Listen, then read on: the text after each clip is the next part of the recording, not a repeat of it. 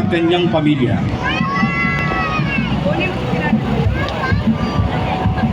Santo Niño de Alajero, dahil sa matingyan at daganap na debosyon nating mga Pilipino sa Santo Niño, nakagawian na natin na isunod ang titulo nito kung ano ang ating ikinabubuhay. Santo Niño de Alajero, kaawaan mo kami. Ang Santo Niño de Alajero ay mula sa pangangalaga ni A.L. Goldsmith at pamilya.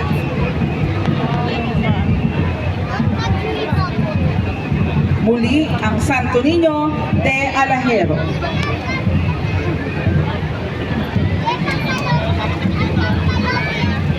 Santo Niño dos Navegantes, ang ikinografya ng banal na anak ng mga navigator, Santo Niño dos Navegantes, ay nagmula sa popular na debosyon sa Our Lady of Navigators, Nosa Senora dos Navegantes, na nag-ugat sa Portugal at may malawakang debosyon sa South America, lalo na sa Brazil kung saan sila ang tinuturing na patron ng mga navigator, mangingisda at marino.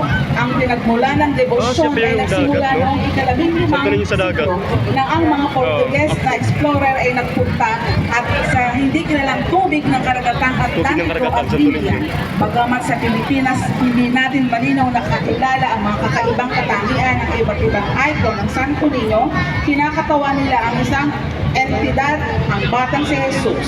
Santo Niño de los Navegantes, kaawaan mo kami, mula sa pamilya ni Ginoong J.R. Santo at Ginoong Lawrence Emmanuel. Santo Niño de Atocha. Ang debosyon sa Santo Niño de Atocha ay nagmula sa Espanya. Ito raw ay may kaugnayan sa Our Lady of Atocha na binabanggit sa Kantigas ni Haring Alfonse the Wise noong 13th century.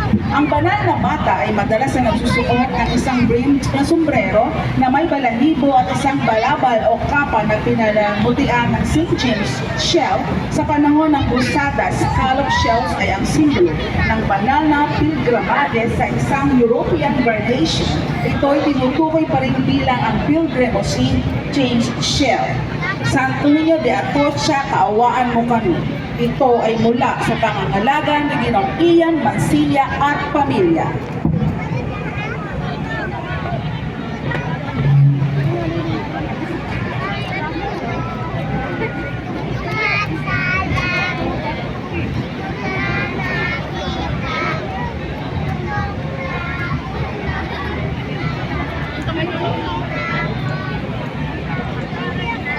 Santo Niño del Buen Pastol.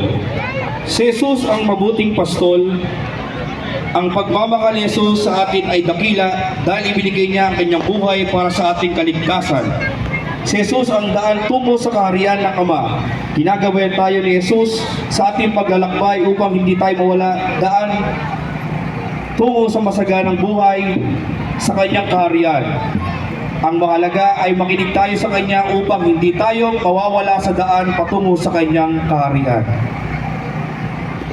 Santo Niño del Buen Pastol, kaawaan mo kami. Ang imahen ay mula sa pangangalaga ni Ginoong Reggie Sarial at kanyang pamilya.